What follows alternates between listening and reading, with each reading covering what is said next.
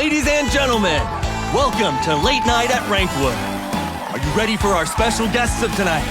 They are none other than Miss Greta Stone and her longtime teammate and director. 5 long years have passed since you two last worked together. I heard you spent quite a fortune renting an entire city plate for filming. It seems you're rather optimistic on the box office performance of this new production. Darling, even if I had invested in the sequel of Captain Columbia, I wouldn't dare predict the box office performance this early. The taste of the audience is changing quite fast. They're treating Rankwood like a snack bar that's offering something new every day.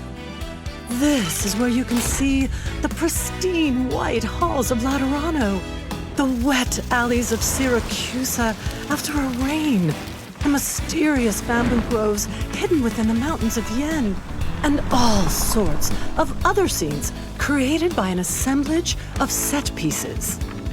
When Rankwood planned its core, they also constructed the first group of city plates for filming purposes.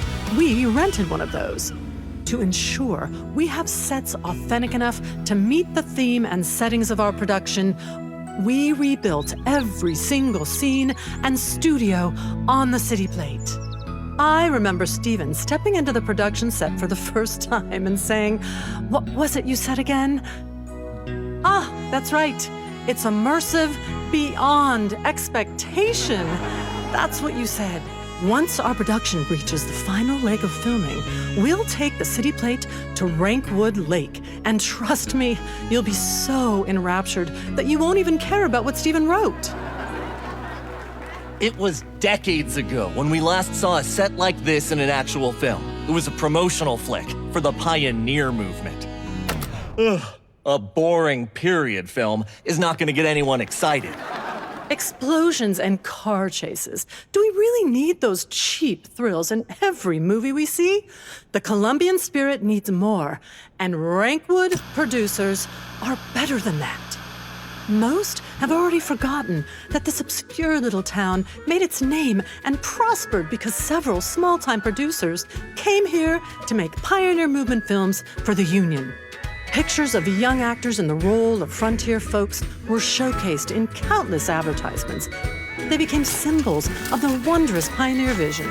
This was the very first Colombian dream that we created. It was a cruel deception. That's far from the truth.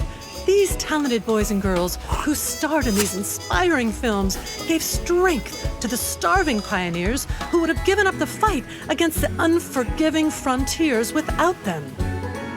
Films can help you set aside your struggles and gain faith that everything is within reach. And this is exactly the belief that our work wishes to convey to the audience. Wow! Even I'm becoming a fan of yours. Well, Director Steven, is there anything you would like to share with the audience before we end? Steven and I promise everyone that this will be a magnificent film, a romantic film, a Colombian film.